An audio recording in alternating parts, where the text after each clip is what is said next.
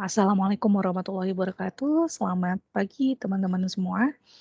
Hari ini adalah pertemuan kita yang pertama di mata kuliah Computer Vision. Perkenalkan, saya Ika Chandra Dewi. Saya adalah dosen pengampu di mata kuliah ini. Hari ini agenda kita adalah Introduction to Computer Vision dan kontrak kuliah. Baik, kalau gitu saya langsung saja akan share screen ya.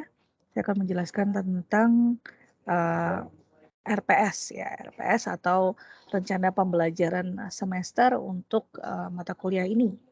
Oke, sudah terlihat semua ya. Yang pertama, pengenalan mata kuliah dan apa saja yang dipersiapkan untuk mengikuti mata kuliah ini.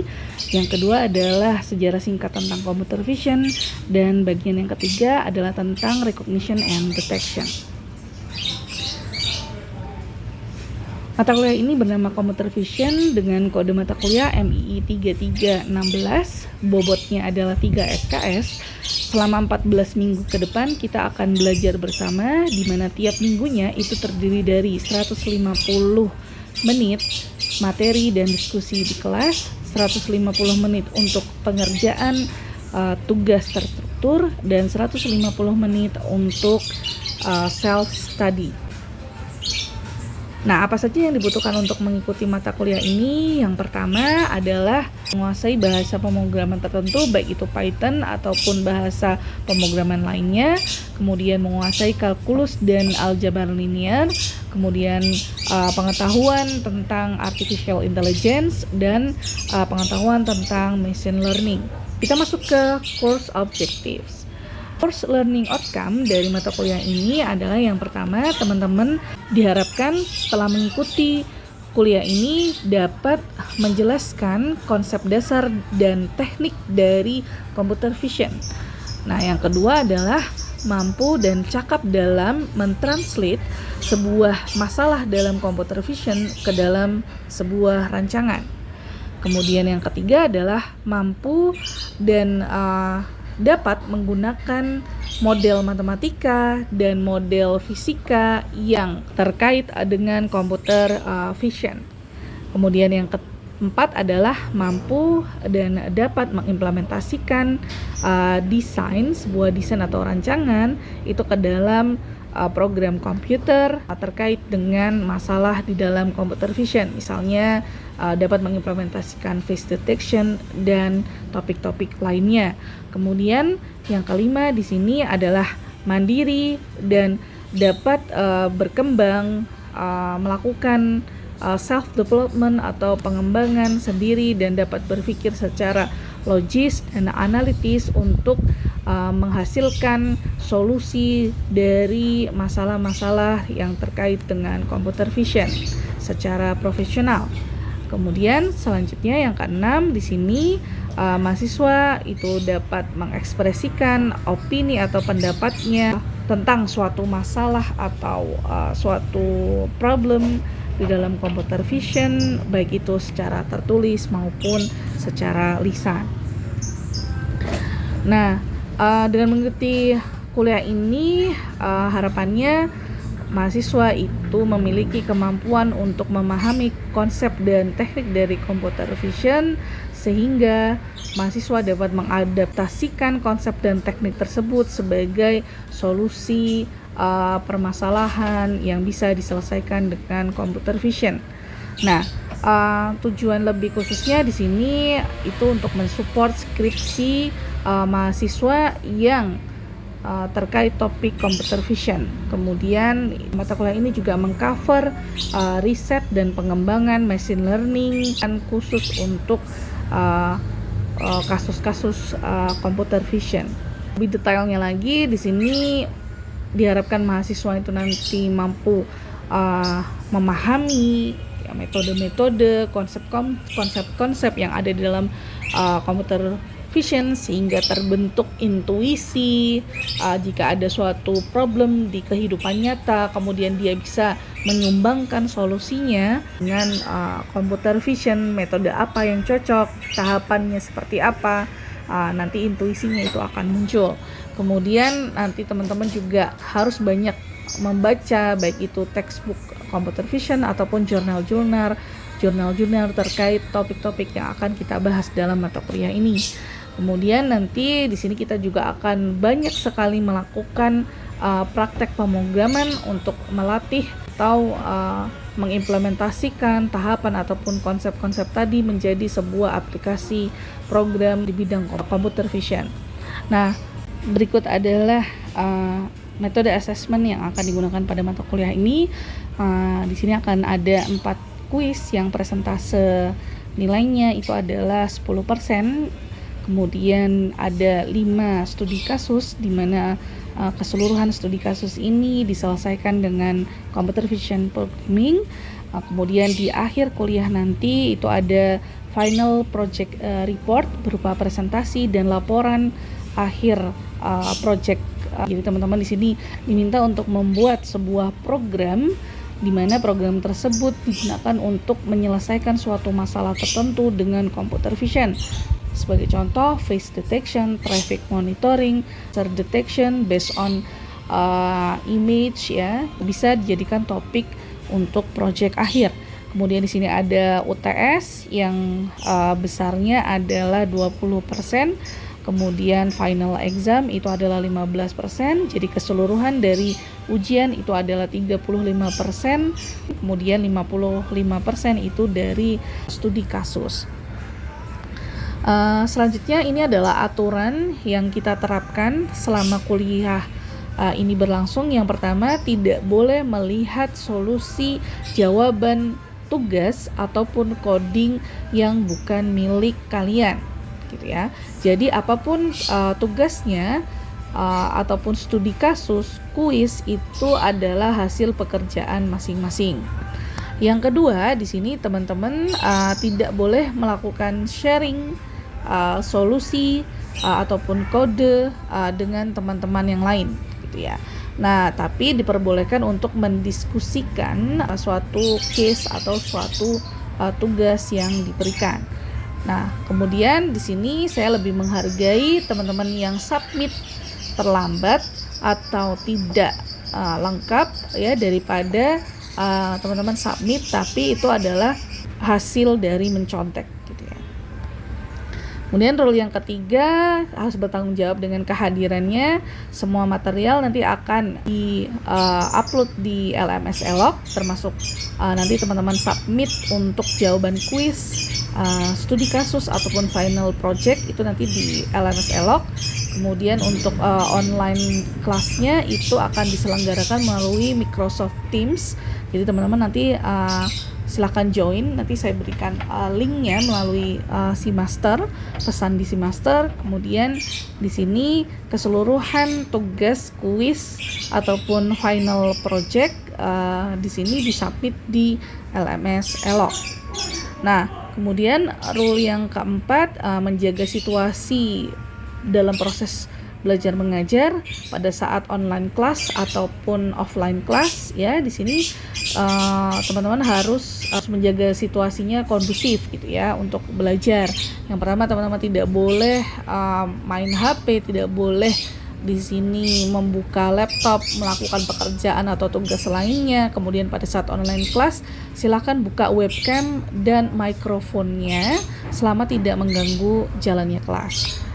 Kemudian ini adalah silabusnya. Teman-teman di sini nanti akan belajar 14 topik. Yang pertama, Introduction to Computer Vision, Filtering and Edge Detection, kemudian Image Detector and Descriptor, kemudian Transformasi pada citra, Tracking Object, Visual Object Recognition, Linear Model and Optimization, kemudian Neural Network and Backpropagation, kemudian ada Convolutional Neural Network, Object Localization and Detection, Image Segmentation, ada Generative Model dan Image Captioning, ada 3D Vision. Di sini 3D Vision nanti teman-teman membahas tentang Stereo Vision, kemudian rekonstruksi objek 3 dimensi menggunakan Structure from Motion, dan ada project akhir kuliah ya, seperti yang sudah diceritakan sebelumnya. Nah, Untuk secara teknis, kuliah kita akan diselenggarakan secara bauran, yaitu ada online kelasnya melalui Microsoft Teams dan ada offline kelasnya. Nah, setidaknya nanti ada 10 kali pertemuan yang dilakukan secara sinkron. Nah, kemudian 4 yang lainnya itu bisa dari, ini setidaknya ya, bisa 12 atau mungkin nanti keseluruhannya secara sinkron. Tapi setidaknya nanti ada saya share video pembelajaran, kemudian nanti teman-teman melakukan review dan diskusi terhadap materi pada topik di minggu tersebut. Nah, setiap minggunya nanti bergantian ada kuis dan studi kasus, di mana studi kasusnya itu berupa computer vision programming. Nah, teman-teman silahkan join di modul pembelajaran digital, yaitu nama course-nya adalah Computer Vision S1 ELINS dengan enrollment key-nya adalah CV 2022. Kemudian ini adalah Teams ya untuk online course-nya, silahkan gabung di Teams ya.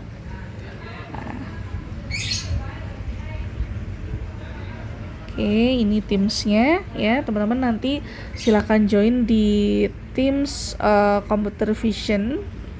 Nah, nanti akan saya approve ya untuk keanggotaannya nanti akan saya approve satu persatu di sini.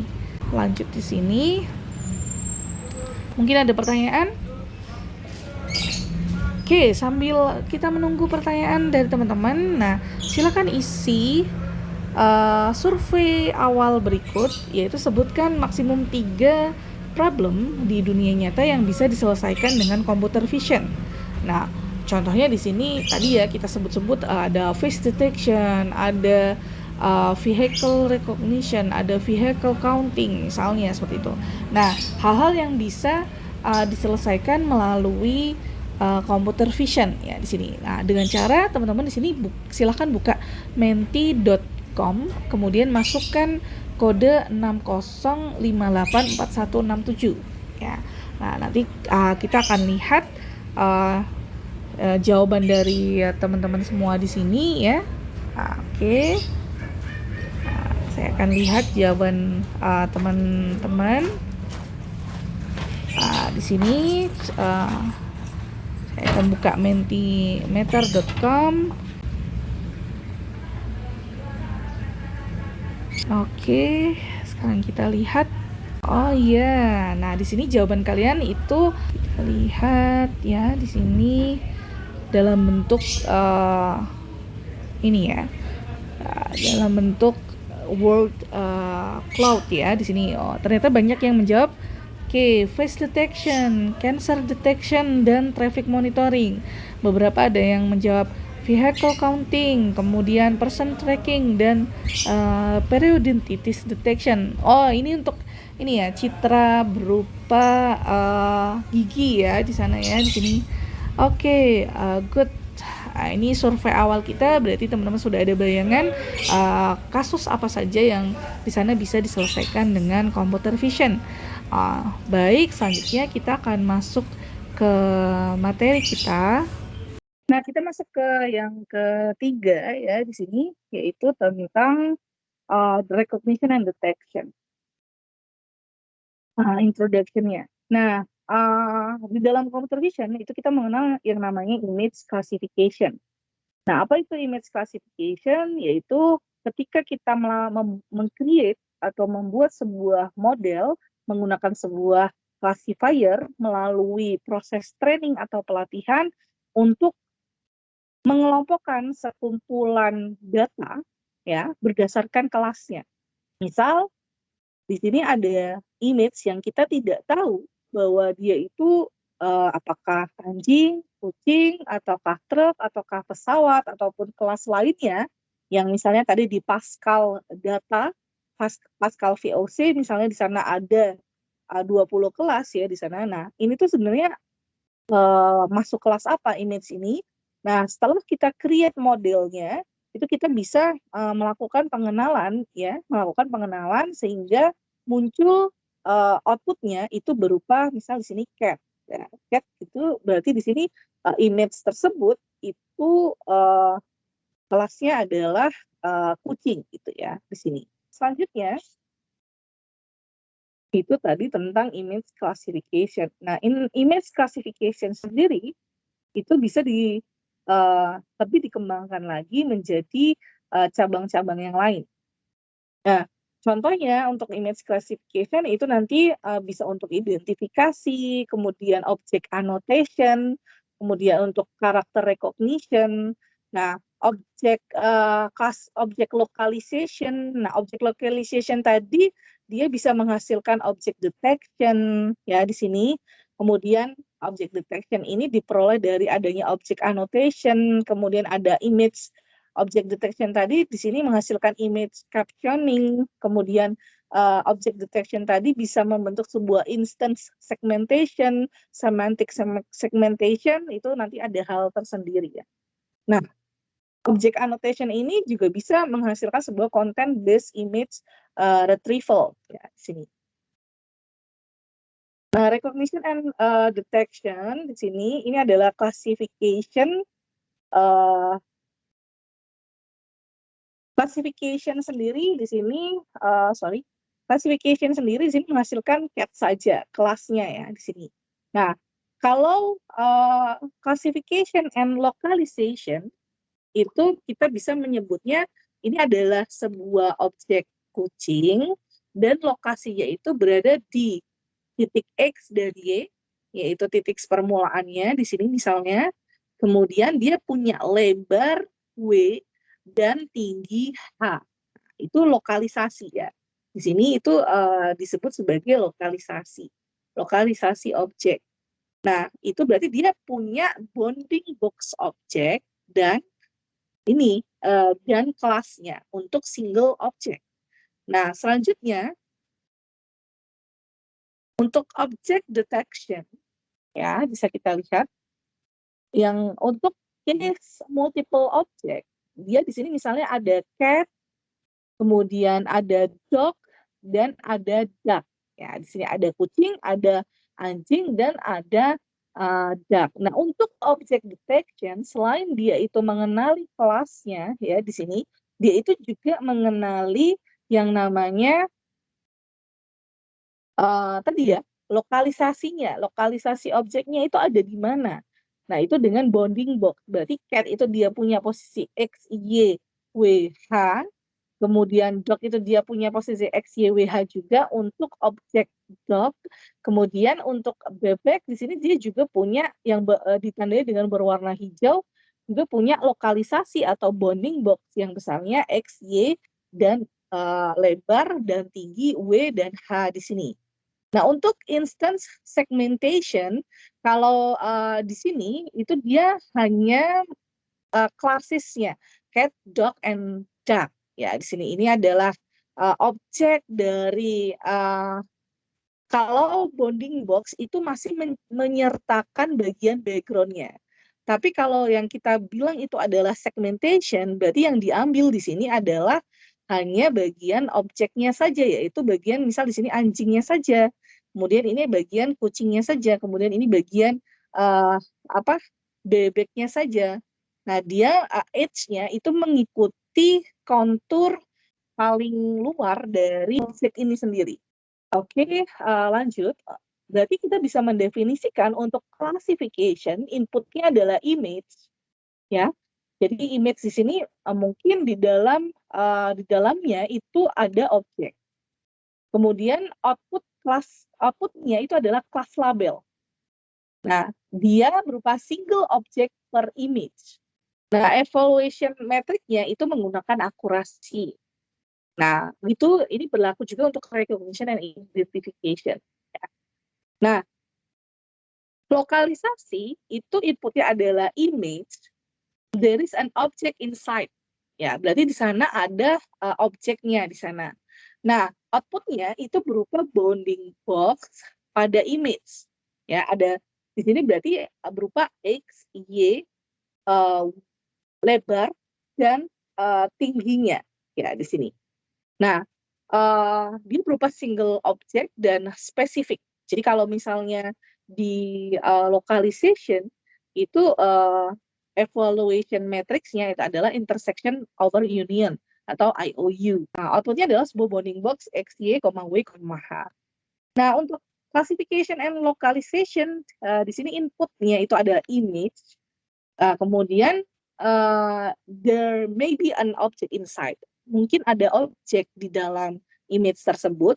Nah, outputnya adalah class label and box X, Y, W, H, gitu ya. Nah, evaluation matrix-nya itu adalah IOU dan accuracy. Only one object, simpler than detection. Jadi di sini single object detection untuk classification and localization. Ya. Nah, object detection itu inputnya berupa image dan di sana mungkin ada lebih dari satu objek di dalam gambar tersebut. Outputnya adalah class label dan box atau bounding box XY WH ya di sana untuk tiap objek untuk merepresentasikan lokalisasi atau keberadaan objek itu ada di mana gitu. Nah, evaluation metricnya di sini adalah intersection over union, kemudian ada accuracy, ada MAP, mean average precision, biasanya ini digunakan pada YOLO ya, dan ada AR di sana ya. AR itu average recall. Kemudian semantic segmentation. Nah, semantic segmentation itu inputnya berupa image dan there may be one or more objects inside. Berarti di dalam citra tersebut itu ada satu atau lebih objek. Nah, outputnya itu berupa pixel label. Ya, ingat untuk semantic segmentation itu outputnya itu adalah label pixel. Nah, evaluation methodnya adalah intersection over union, Jakarta index atau DIS, kemudian akurasi, MAP, dan AR tadi.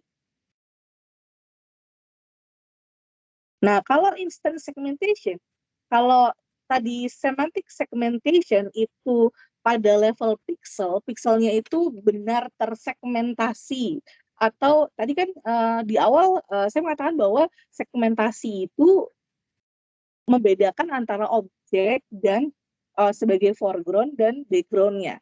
Makanya di sini output-nya adalah berupa pixel label, tidak mempedulikan ada berapa objek yang ada di sana. Misal di sini kan ini kan kucingnya kan ada 2. Nah, ini dianggap sebagai satu semantik segmen. Semantik segmen berarti di sana karena di sana sama-sama kucing, maka dia dilabeli pixelnya sama-sama kucing. Itu untuk semantic segmentation. Nah, kalau untuk instant segmentation itu inputnya adalah image dan di sana mungkin ada satu atau lebih objek ya di dalam image tersebut. Outputnya adalah pixel label for each instance atau artinya label pixel untuk setiap individu objek. Ya, itu kalau instant segmentation. Nah, di sini kita lihat ini sama-sama kucing. Dia dilabelin pixelnya dengan warna merah ya di sini ya ditandai dengan warna merah, tapi dianggap sebagai 2 objek yang berbeda. Ini adalah instance yang pertama, kemudian ini adalah instance yang kedua. Walaupun di sana sama-sama kucing ya. Jadi beda antara semantic segmentation dan instant segmentation. Nah, kenapa kok harus ada 2 hal atau 2 task seperti ini? Ya tergantung konteksnya. Kalau memang yang aplikasi yang ingin kita buat atau implementasi yang ingin kita buat itu adalah menghitung tiap objek, maka kita bisa menggunakan instant segmentation. Nah, kalau dia hanya ingin tahu, oh ini orang, oh ini untuk kelas tertentu saja, tidak mempedulikan jumlahnya dari masing-masing objek, maka kita bisa menggunakan semantic segmentation tadi. Gitu. Evaluation metriknya atau performanya itu diukur dengan intersection over union, Jakarta index dan BIS index, kemudian akurasi, mean average precision dan AR-nya di sini. Jadi kita bisa menyimpulkan classification atau recognition itu bisa dianggap what is, ya apa ini gitu. Karena outputnya hanya berupa label. Kemudian localization itu hanya berhubungan dengan di mana posisinya. Kemudian classification and localization itu apa itu dan di mana dia berada gitu ya di suatu image tersebut. Kemudian kalau object detection di sini dia berhubungan dengan apa itu dan di mana. Where are di sini berarti di sini ada multiple object. Ya, di sini ada multiple object. Ya, artinya di sini ada multiple object yang dideteksi atau dievaluasi dalam satu frame atau satu ya, image gitu. Nah, kemudian untuk yang segmentation itu levelnya itu pada level pixel. Nah, pixel A atau pixel di daerah yang dianggap sebagai objek, sebagai foreground, itu dilabeli dengan label yang sama. Tadi dengan warna yang sama. Misal kucing sama-sama kucing, walaupun ada dua objek di sana, ada dua instance di sana, dia dianggap sebagai satu kesatuan, yaitu kucing. Ya, label kucing. Pixelnya itu dilabeli kucing. Itu disebut sebagai semantic segmentation. Kalau instance segmentation itu which instance pixel is, ya berarti di sana pixel yang mana yang dianggap sebagai instance atau objek pertama, objek kedua, walaupun dia itu sama label kelasnya, ya itu instance segmentation. Saya ingin dengar suara dari teman-teman di sini ya. Ini please raise hand, nanti silahkan angkat tangannya yang mau menyampaikan pendapatnya tentang hal ini. Baik, ini ada sebuah image. Misalnya ini adalah hasil radiologi ya, image radiologi dari seorang pasien yang diindikasikan COVID gitu ya. Oke, ini lebih cocok ke classification atau detection? Oke, please raise your hand and speak up.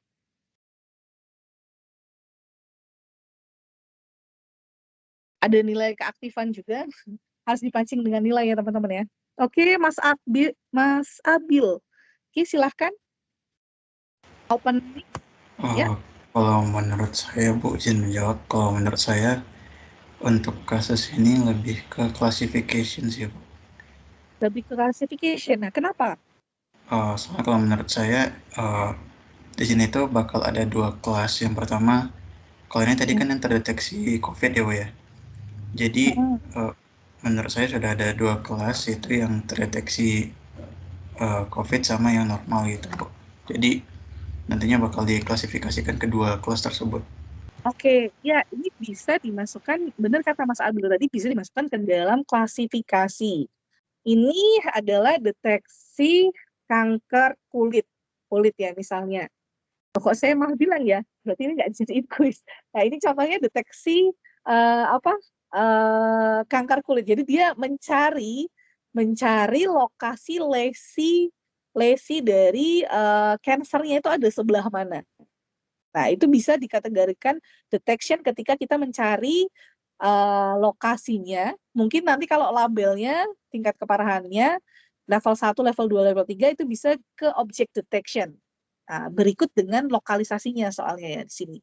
Nah, oke, lanjut kasus yang ketiga. Kalau ini, oke, please raise your hand and open your mic.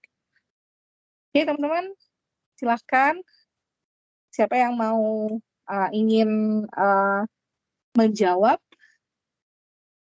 Kalau ini case-nya classification recognition atau detection? Detection, Mbak.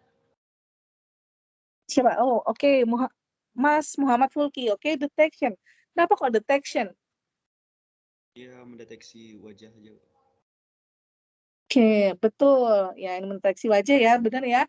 Ini soalnya ini bagian biru ini juga wajahnya berhasil terdeteksi walaupun dia belum sampai ke tahap siapa ini ya, siapa orang ini gitu ya. Kalau yang depan ini sudah sampai bisa dikategorikan sebagai classification atau recognition ya, karena di sini sudah ada sampai namanya ya. Oke, ada pertanyaan lagi teman-teman?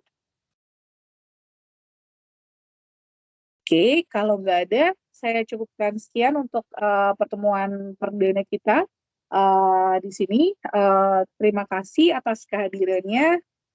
Saya tutup dan mohon maaf jika ada salah kata atau salah penyampaian. Nanti Silakan saya open untuk kalian memberikan argumen atau memberikan masukan terhadap kuliah kita ini. Oke, saya akhiri. Assalamualaikum warahmatullahi wabarakatuh. Selamat pagi teman-teman.